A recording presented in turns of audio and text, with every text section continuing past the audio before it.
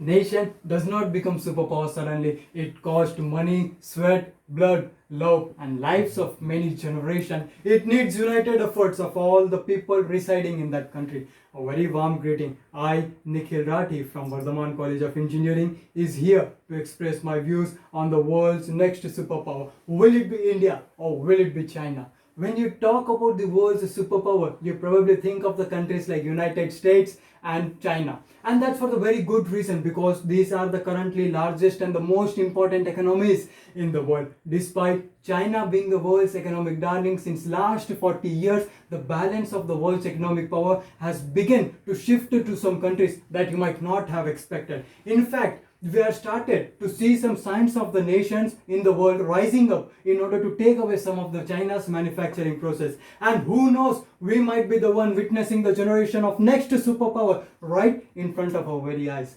First, let us talk about the string of pearls. Pearls are those countries in which China is heavily investing and making them economically as well as technically very sound, and even providing them the military assistance. Consider the very recent example of Hambantota port in Sri Lanka. China has invested over $7 billion on that project. But why China is investing huge amount on this project? The main aim of the China behind this is to set up its own military war base as well as the military war submarines in order to strengthen its military power. If we connect all the pearl countries in the map, we will find a string-like structure that will surround the India from all the direction.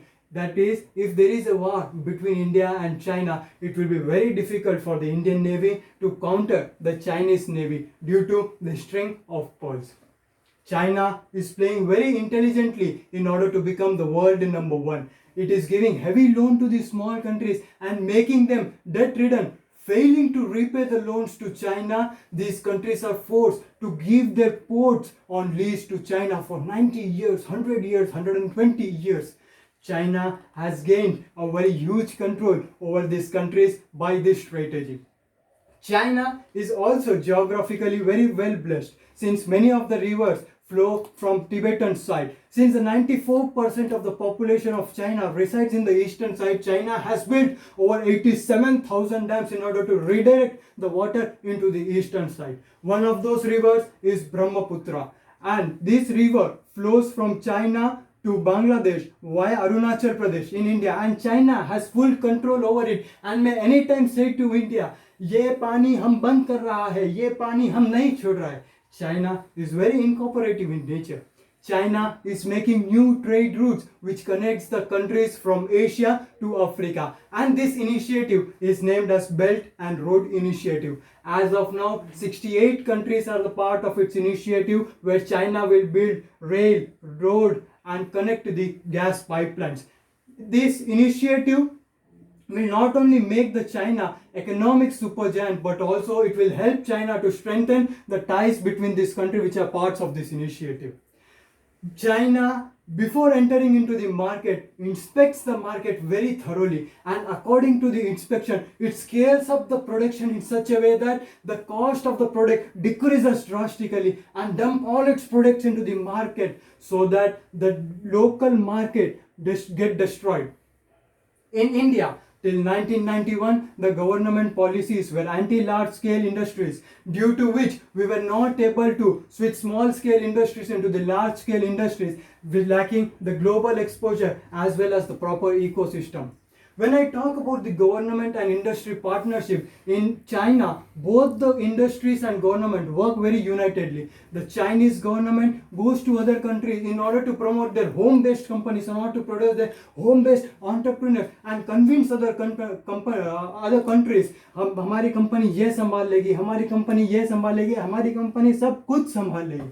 China, along with the corporates, keep focus on the political international interest. When coming to India, if the government start promoting our home-based companies into the foreign countries, the opposition criticizes heavily, stating, "Hey, इसने पैसा खाया है." Nevertheless, I would like to quote Netaji Subhash Chandra Bose, "Never lose the faith in the destiny of India. There is no power on the earth which can keep India in bondage. India will be free from all these odds coming in the way of becoming superpower, and that too very soon."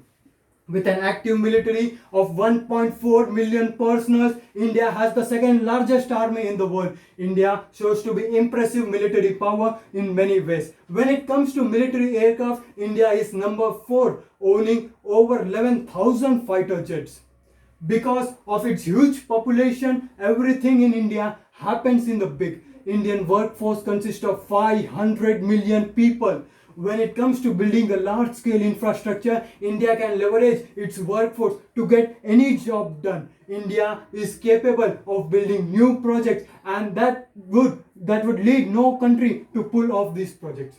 When I talk about the another region, that is ICT, information and communication technology, this is the other region that will give India an added advantage over China. China has been specialized in the traditional industrial economic activities, and the Chinese economic has a significant focus on manufacturing the physical product as well as building the infrastructure. India made its another choice, and it is economic focus. The India decided long time ago that it wanted to be the world's largest supplier of entertainment and ICT, and it is on its schedule to complete its mission on time. The Mumbai is the home to the world's largest entertainment industry. The Bangalore area is now the second largest ICT outlet companies in the world. It is predicted that Bangalore can even become bigger than the actual Silicon Valley area in California.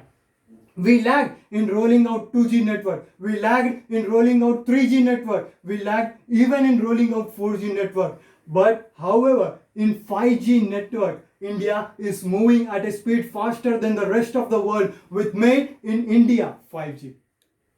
India is one of the largest democracies in the world, and China is not the democracy, and it doesn't want it to be the one. Although, of course, India struggled with the poverty, corruption, and injustice, it is still the democracy, and its economy revolves around the free economic market system. And that might be one of the reasons why economic growth rate is higher than the Chinese economic growth rate. Today, the world is seeing India in its new avatar, from line of action control to the line of control. Wherever anyone is trying to pose any challenge to its territorial sovereignty, the India is giving a befitting reply to those countries. चीन तेरी औकात नहीं भारत से टकराने की, हर भारतीय हिम्मत रखता है एक मुक्के में मार गिराने की. लेट्स मेक इट आसान फॉर पड़ोस की दुकान. With this, Government of India is launching the programs like Atmanirbhar Bharat Mission to empower the small scale industries and urging people to be vocal for local. And government is leaving no stone unturned to make the local product recognized globally. After Donald Trump was elected as the President of United States of America in 2016, the trade war was started between India and China. I'm extremely sorry, the trade war was started between USA and China. Many companies were facing huge losses due to the high tariffs imposed on them. So the only alternative to these companies was to relocate their bases from China to India, and that is where the India played its master stroke. India rolled out the production linked incentive program, which will invite the investment of over 11.5 lakh rupees, and it will generate around 12 lakh jobs. The government is going to give certain incentives to the company to shift their bases from China to India. India has historically shown to be trustworthy and capable of maintaining friendly relationships with almost every country in the world. India follows the policy of Vasudhaiva Kutumbakam, and India had proved it by supplying the vaccines of coronavirus to its neighbors in this the global pandemic time. India is rapidly developing and heavily innovative.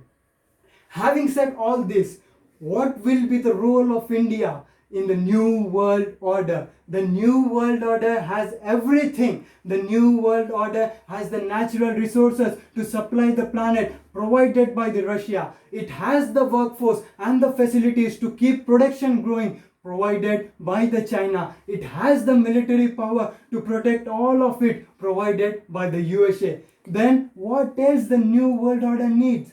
The new world order needs the brain, and that can decide right or wrong.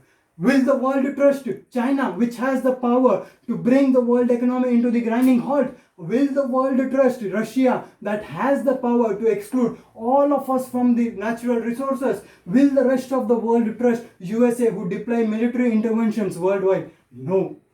In the new world order, the world will trust the new India on its judgment and fair decisions, on its ability to apply reason and wisdom and avoid violence, on its understanding of diversity and the range of interests that come with different religions, different governing systems.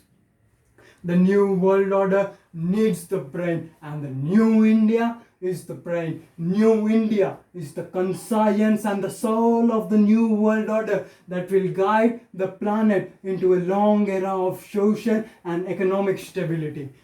It is not only the duty of nation to push me ahead, it is my duty to push the nation ahead. With this mantra, everyone is coming ahead and contributing for the development of the nation in order to achieve the dream of becoming superpower, and that too very soon. At last, I would like to quote Sadhguru. It is not necessary for any nation to aspire to become a superpower. It is necessary that all the nation should aspire for the well-being of the people. And at last, that is all what we need. Thank you. Jai Hind, Jai Bharat.